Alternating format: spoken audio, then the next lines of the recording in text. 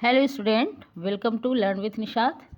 बच्चों, आज मैं पेयर्स ऑफ लाइंस के बारे में बताऊंगी और उसके एंगल्स के बारे में बताऊंगी। ओके, पेयर्स में जो लाइंस होते हैं, जैसे फर्स्ट इंटरसेक्टिंग लाइन, इसके बारे में मैंने बताया कि ये दो लाइन एक दूसरे को कोई पॉइंट पे, जैसे कि पी पॉइंट पे इंटरसेक्ट कर रहा है, तो ये इंटरसेक्टिंग पॉइंट हो जाएगा।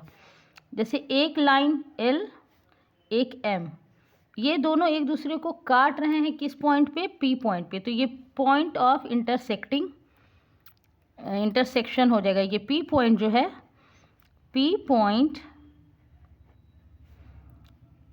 कहलाएगा पॉइंट ऑफ इंटरसेक्शन, है ना, क्योंकि एक दूसरे को एल और एम काट रहे हैं। पॉइंट ऑफ इंटरसेक्शन, ये दोनों पी पॉइंट पे काट रहे हैं, एल और एम। इसमें मैंने एंगल के बारे में बताया कि अगर यहाँ कोई एंगल बन रही है तो ये इक्वल रहेगा, जैसे एंगल 1 इस एंगल के इक्वल रहेगा एंगल 2 के, क्योंकि ये वर्टिकली अपोजिट एंगल है, एक दूसरे के वर्टिकली और अपोजिट एंगल है। तो यानी एंगल 1 इक्वल होगा एंगल 2 के। जो भी एंगल यहाँ बनेगा वो इस एंगल के इक्वल रहेगा। फिर यहाँ जो एंगल बनेगा, जैसे एंगल 3 एंगल 4 के इक्वल रहेगा।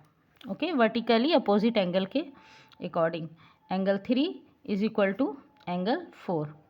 कैसे? Vertically opposite angle, vertically opposite angles, तो ये इक्वल होते हैं। ठीक है। दूसरा पेयर ऑफ लाइन है पैरेलल लाइन। पैरेलल लाइन एक दूसरे के आमने सामने होते हैं और ये कहीं भी नहीं मिलते, है ना। इन दोनों दो या मोर देन 2 लाइंस, इसके बीच की डिस्टेंस जो है होती है वो इक्वल होती है। ये इसे बढ़ाते जाएंगे तो ये कहीं मीट नहीं करेंगे, ये पैरेलल लाइन होती है। ये इंटरसेक्टिंग लाइन, ये पैरेलल लाइन। ठीक है, यहाँ पे लिख लें, ये इंटरसेक्टिंग लाइंस हैं,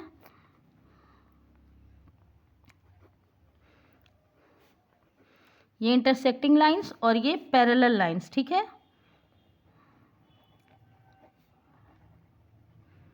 लाइंस। अब तीसरा है ट्रांसवर्सल। ध्यान दें,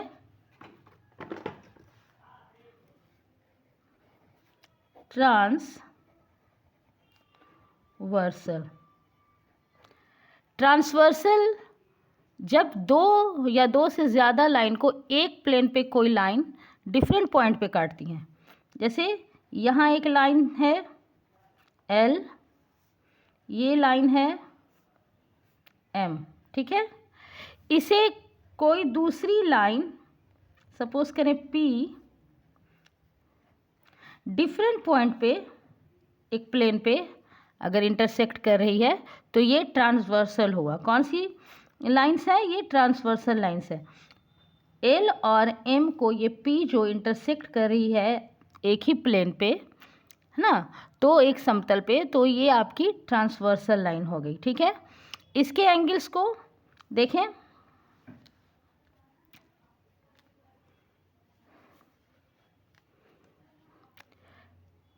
ट्रांसवर्सल लाइन में बहुत सारे एंगल्स बनते हैं, interior angle, exterior angle, corresponding angles, alternate angles. इसके बारे में मैं आपको बताती हूँ। ट्रांसवर्सल लाइन जब दो या दो से ज़्यादा लाइंस को इंटरसेक्ट करती है अलग अलग पॉइंट पे, जैसे ये दो लाइन एल और एम है, ए पॉइंट पर और बी पॉइंट पर, एल पे ए पॉइंट पर और एम पे बी पॉइंट पर ये पी लाइन इंटरसेक्ट कर रही है। ठीक है, तो इसमें 8 एंगल्स बनते हैं, जैसे कि 1 2 3 4 5 6 7 8, 8 एंगल बनते हैं। ऐसे एक लाइन एक दूसरे को इंटरसेक्ट करती हैं तो 4 एंगल बनते हैं, है ना, कंप्लीट एंगल। और ये दो लाइन को इंटरसेक्ट कर रही है तो ये आपके 8 एंगल बन रहे हैं। ठीक है, तो जहाँ से फिक्स लेंथ है ए और बी का, जहाँ से फिक्स लेंथ है उसके अंदर के एंगल इंटीरियर एंगल कहलाते हैं। जैसे ट्रांसवर्सल में देख लें, इंटीरियर एंगल कौन हो गया?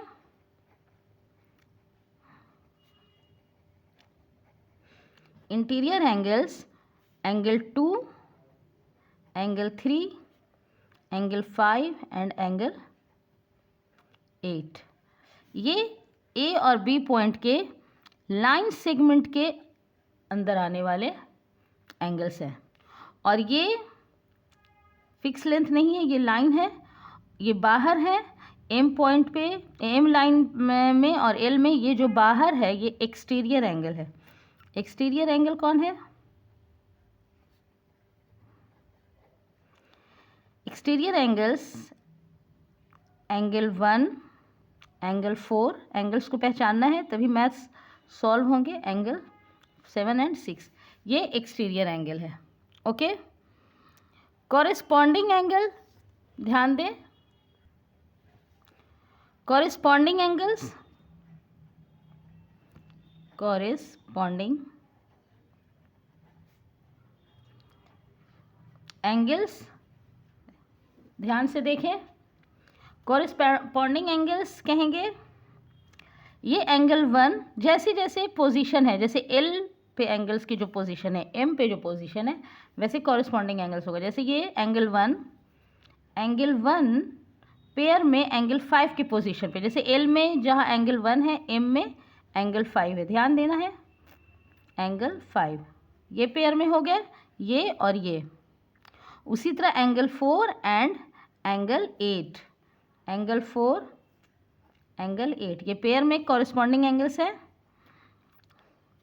फिर angle 2 angle 6, angle 2 angle 6, angle 3 and angle 7।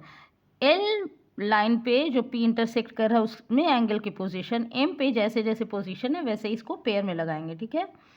Angle 3 corresponding है एंगल 7 के। ये आपके कॉरेस्पॉन्डिंग एंगल्स के पेयर हो गए, है ना। 4 पेयर, टोटल 8 एंगल बन रहे हैं, तो 4 पेयर हैं। उसके बाद अल्टरनेट एंगल्स। अल्टरनेट एंगल्स ये एंगल्स के अपोजिट में जब हों, ओके, ध्यान देंगे।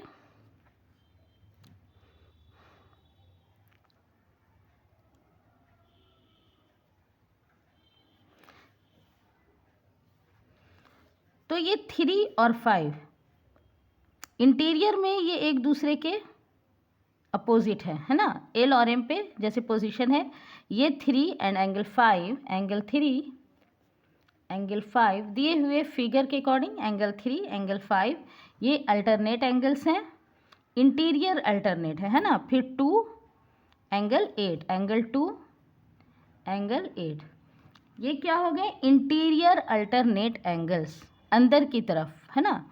ये अंदर की तरफ बन रहे हैं 2 8 एंड 3 5 ये इंटीरियर अल्टरनेट एंगल,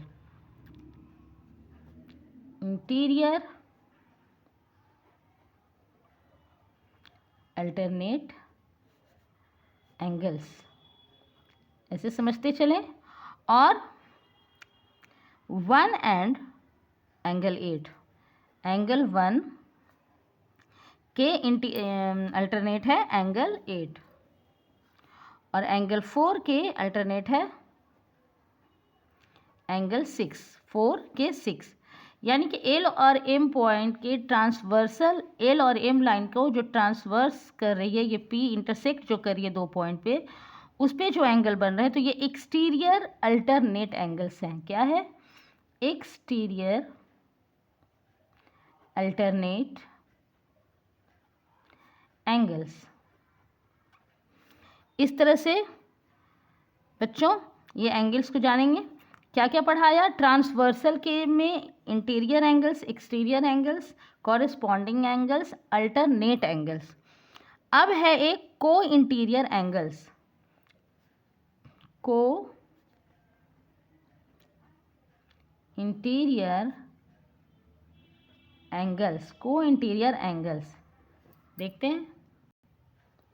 को इंटीरियर एंगल्स जैसे कि एंगल 3, एंगल 8, एंगल 2, एंगल 5 ये को इंटीरियर एंगल इसलिए कहा जाता है कि ये ट्रांसवर्सल लाइन के सेम साइड है। ये एंगल 2, एंगल 5, एंगल 3, एंगल 8 और बच्चों अब इसकी प्रॉपर्टीज़ ऑफ एंगल्स ट्रांसवर्सल की नेक्स्ट वीडियो में होगी, ज़रूर देखेंगे।